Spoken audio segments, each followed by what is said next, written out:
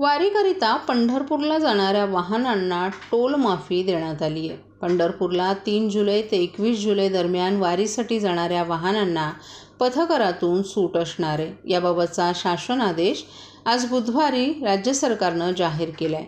दरम्यान आषाढी वारीसाठी जाणाऱ्या वाहनांना टोलमधून सूट दिली असल्याची घोषणाही मुख्यमंत्री एकनाथ शिंदे यांनी केली आहे। स्वच्छ, निर्मल आणि सुरक्षित वारी व्हावी यासाठी सर्व सुविधा वारकऱ्यांना देत आहोत। वारकऱ्यांना टोलमधून सूट दिली आहे, त्यामुळे वारकऱ्यांची यावर्षीची वारी सुरक्षित होईल अशी माहिती मुख्यमंत्री एकनाथ शिंदे यांनी पत्रकारांशी बोलताना दिली।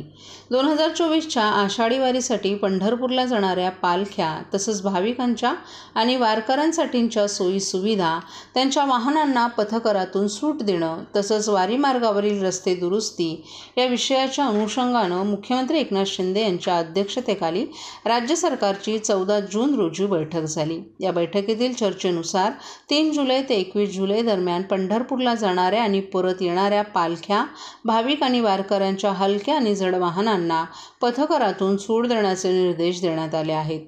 पंढरपूरला जाणाऱ्या पालख्या, भाविक आणि वारकऱ्यांना आषाढी एकादशी 2024 गाडी क्रमांक, चालकाचं नाव असा मजकूर नमूद करून आवश्यक त्या संख्येनुसार स्टिकर्स परिवहन विभाग, वाहतूक पोलीस आणि संबंधित RTO यांच्याशी समन्वय साधून उपलब्ध करून द्यावेत। हे पास परतीच्या प्रवासाकरिता ग्राह्य धरण्यात येतील। याप्रमाणे स्टिकर्स तयार करण्यात यावेत। याबाबत मुख्यमंत्र्यांनी पोलीस अधिकाऱ्यांना गृह विभागाबाबत अवगत करण्याबाबतही सूचना दिल्यात। सर्व पथकर नाक्यांवर स्वतंत्र पोलीस यंत्रणा ठेवावी तसंच परिवहन विभागास देखील जादा बसेस गाड्या सोडण्याच्या सूचना देण्यात आल्यात। ज्येष्ठ युवा सगळ्यांचंच आहे आणि त्यामध्ये वारकरी संप्रदाय देखील मोठा आहे।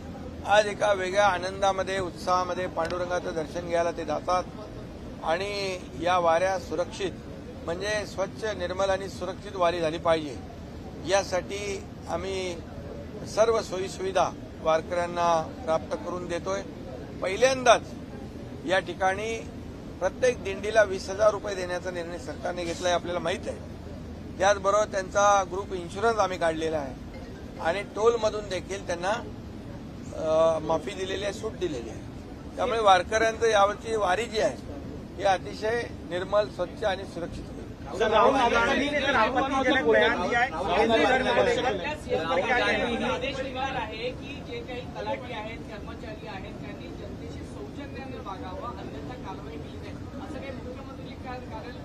हो, बिलकुल। मुख्यमंत्री कार्यालयातून तशा सूचना, निर्देश सर्व जिल्हाधिकाऱ्यांना, सर्व जिल्ह्याला महाराष्ट्रामध्ये आम्ही काढलेला आहे।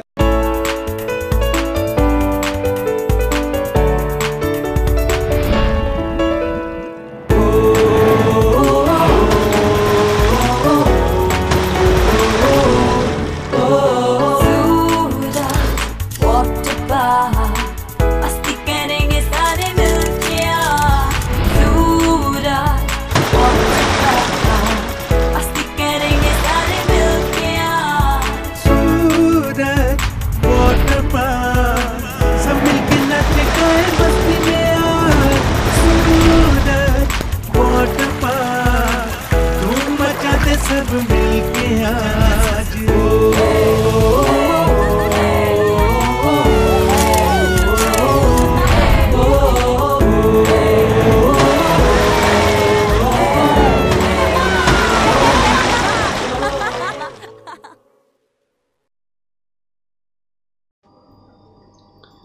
शिक्षणाचा हक्क अर्थात RTच्या कायद्याखाली विद्यार्थ्यांना मोफत शालेय प्रवेशासह गणवेश, शैक्षणिक साहित्य मोफत मिळावं या मागण्यांकरिता धडाकेबाज युवा प्रतिष्ठानचे अध्यक्ष अमोल केंद्रे यांच्यासह त्रस्त पालकांनी आणि महिलांनी ठाणे जिल्हाधिकारी कार्यालयाबाहेर कालपासून आमरण उपोषण सुरू केले।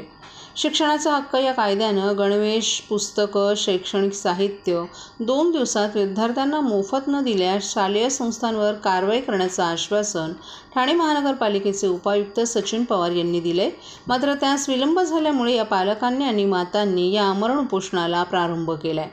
मुलांच्या शिक्षणासाठी, विद्यार्थ्यांच्या न्याय हक्कासाठी, खाजगी शाळांचा मनमानी कारभार बंद करण्यासाठी शासकीय विश्रामगृहासमोर या आमरण उपोषणाला प्रारंभ करण्यात आलाय।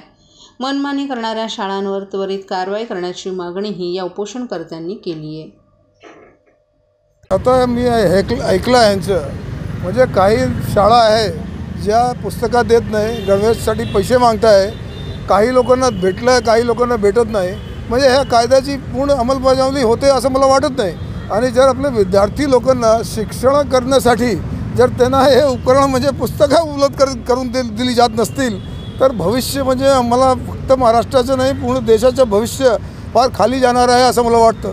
म्हणून याद्वारे आणि या लोकांना मी समजावलेलं आहे की आपण हे आंदोलन आता तूर्त मागे घ्या. पण जर समजा हे सगळी RTI जो आपला ॲक्ट आहे, RTIचं जे ॲक्ट आहे, जर त्याची अंमलबजावणी पूर्ण झाली नाही तर हे चालूच राहणार. मला असं वाटतं की शासन ह्याच्यावर लवकरात लवकर लक्षवेध करून त्यांना उपलब्ध जे काही सुविधा आहे ते उपलब्ध करून देतील. म्हणून म्हणजे जे उपलब्ध करून दिले नाही तर आज महाराष्ट्राचं भविष्य, आणि तसं मी आधीही सांगितलं की हे तर खरोखरच फक्त महाराष्ट्रापुरता नाही, हे पूर्ण भारतासाठी आमच्या संविधानमध्ये एज्युकेशनला आपल्याला फंडामेंटल राईट म्हणून जाहीर करायला हवं. आम्हाला जर शक्य असलं तर आम्ही सगळे मिळून ह्याच्यासाठी सुद्धा मागणी करणार. आता सध्या शासनाने हे प्रश्न सोडवावा असं मला वाटतं आणि त्यासाठी आम्ही शासनाला भेटण्यासाठी सुद्धा प्रयत्न करत आहोत. लवकरात लवकर त्याची भेटी घेऊन हे प्रश्न सोडवण्याचे प्रयत्न करतो. सध्या सुरू असलेल्या पावसाळी राज्यपालांच्या अधिवेशनात अभिभाषणाला समर्थन देताना आमदार संजय केळकर यांनी ठाणे शहरातील विविध समस्या मांडताना बंद कंपन्यांतील कामगार, सफाई कामगार, वृत्तपत्र विक्रेते आदी कामगार घटकांना राज्य शासनानं न्याय देण्याची मागणी केली आहे. ठाण्यात Indian rubber, Bombay wire rope आणि बंद कंपन्यातील शेकडो कामगारांना अद्याप थकबाकी मिळाली नाही. इंडियन रबर कंपनीतील 450 कामगारांपैकी सुमारे 200 कामगार मृत्युमुखी झालेत. त्यांना न्याय मिळावा यासाठी शासनानं योजना आणण्याची मागणी आमदार संजय केळकर यांनी केली आहे. रिक्षा चालक मालक यांच्यासाठी स्वतंत्र कल्याणकारी महामंडळ स्थापन केले. या पार्श्वभूमीवर वृत्तपत्र विक्रेत्यांसाठी देखील महामंडळ स्थापन करण्याची मागणी केळकर यांनी केली आहे. लाडपागे आयोगाची अंमलबजावणी सुरू झाली असली तरी सर्व सफाई कामगारांच्या वारसांना वारसा हक्कानं सहजपणे नोकऱ्या मिळाव्यात. न्यायालयात याबाबत असलेली स्थगिती उठवून सफाई कामगारांना राज्य शासनानं दिलासा द्यावा अशी मागणीही त्यांनी केली आहे.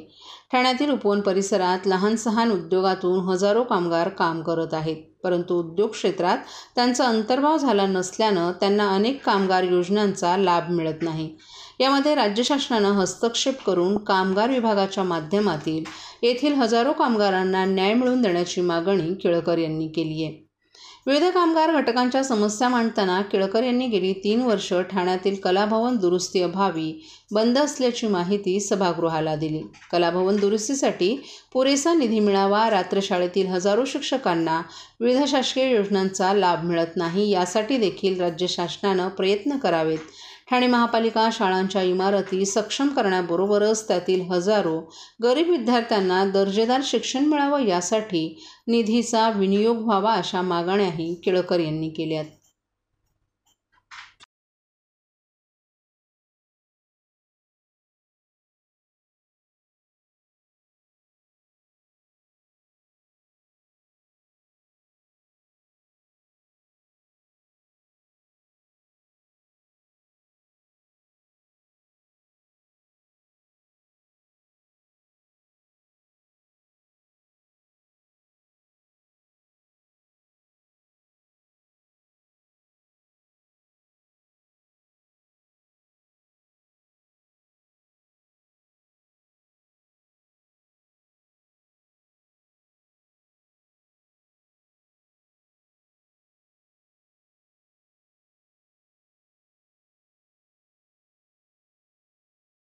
सर्व नागरिकांना आवाहन करण्यात येत आहे की सध्या डासांमार्फत पसरणाऱ्या डेंग्यू या आजाराचा प्रसार रोखण्यासाठी प्रत्येकाने पुढील प्रमाणे कार्यवाही करावी.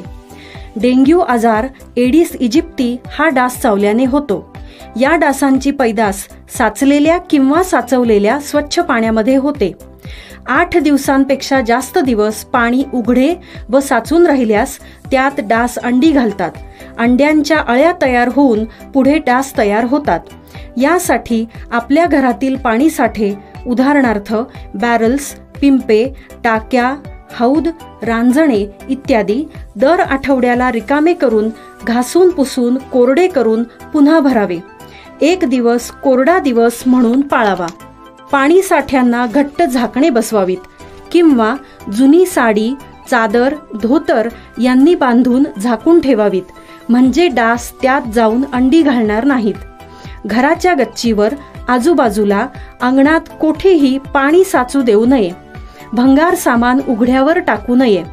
उदाहरणार्थ टायर्स, प्लास्टिक सामान, कुंड्या, टाकाऊ वस्तू इत्यादी.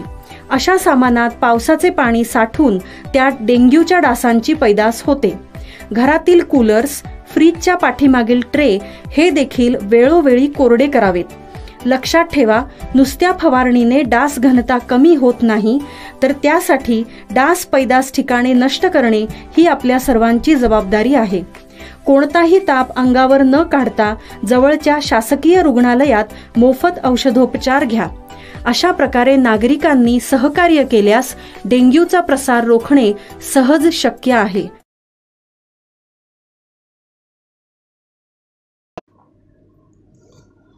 बनावट कागदपत्र तयार करून त्या आधारे न्यायालयात बोगस जामीन देणाऱ्या टोळीचा ठाणेनगर पोलिसांनी पर्दाफाश केलाय.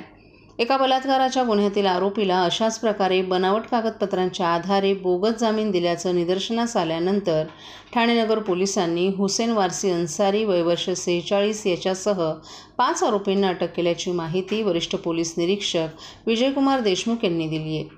वागळे इस्टेट पोलीस ठाण्यात 2023मध्ये दाखल असलेल्या विनयभंग, मारहाण आणि बलात्काराच्या गुन्ह्यात रमेश यादव हा न्यायबंदी आहे. त्याच्या विरोधात ठाण्याचे अतिरिक्त जिल्हा न्यायाधीश यांच्या न्यायालयात रमेशनं जामिनासाठी अर्ज केला होता.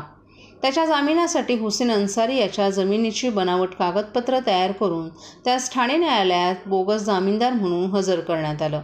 हा प्रकार पोलिसांसह न्यायालयाच्या निदर्शनास आल्यानंतर या प्रकरणी जिल्हा व सत्र न्यायालयाच्या न्यायदान विभागाचे कर्मचारी विनोद पाटील यांनी या प्रकरणी ठाणेनगर पोलीस ठाण्यात फसवणुकीसह इतर कलमांन्वये 3 जानेवारी रोजी गुन्हा दाखल केलाय. पोलीस उपायुक्त सुभाष बोरसे यांच्या मार्गदर्शनाखाली वरिष्ठ पोलीस निरीक्षक देशमुख यांच्या पथकानं तपासादरम्यान न्यायालयात बोगस जामीनदार म्हणून हजर झालेला हुसेन अन्सारी आणि त्याचा साथीदार इम्तियाज अहमद मेमन उर्फ चपट या दोघांना 12 जून रोजी अटक केली आहे. सखोल चौकशीमध्ये असलम नूर मोहम्मद मंसूरी, हॉपहॉरक्स अँड कम्युनिकेशनमधील मेहताब हैदर नसीम नकवी आणि त्याचा मेहुणा मेहंदी हसन आसिफ यांची नावं समोर आली आहेत.